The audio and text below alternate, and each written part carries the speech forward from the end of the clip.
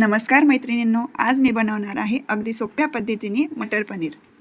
त्यासाठी मी कढईमध्ये घेतलं आहे तेल आणि आता मी त्यामध्ये टाकणार आहे पनीर मी कट करून घेतलेला आहे आणि हे आता आपल्याला मीडियम फ्लेमवरती परतून घ्यायचं आहे। पनीरमधलं सगळं पाणी आटेपर्यंत आपल्याला हे परतून घ्यायचं आहे। आता मी पनीर काढून घेते। आता यामध्ये मी टाकणार आहे मटर। हे सुद्धा आपल्याला तेल आणि मीठ टाकून व्यवस्थित परतून घ्यायचं आहे आणि ते सुद्धा आता मी काढून घेत आहे।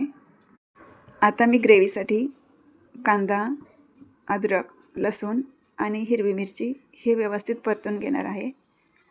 कांदा सोनेरी कलरचा होईपर्यंत आपल्याला परतून घ्यायचा आहे। त्यामध्ये थोडंसं तेल टाकून कांदा सोनेरी कलरचा झाल्यावरती आपल्याला त्यामध्ये टोमॅटो टाकून परतून घ्यायचा आहे। टोमॅटो सुद्धा मऊ होईपर्यंत आपल्याला हे परतून घ्यायचं आहे आणि आता हे थंड झाल्यावरती आपल्याला मिक्सरमध्ये ग्रेव्ही करून घ्यायची आहे। आता कढईमध्ये घेते तेल, त्यामध्ये टाकायची आहे मोहरी तडतडल्यावरती टाकते जिरे आणि यामध्ये आता टाकायची आहे ग्रेव्ही। ही ग्रेव्ही आपल्याला व्यवस्थित परतून घ्यायची आहे। यामध्ये मी ऑलरेडी आलं लसूण वाटलेलं आहे, त्यामुळे मी आलं लसणाची पेस्ट नाही टाकली।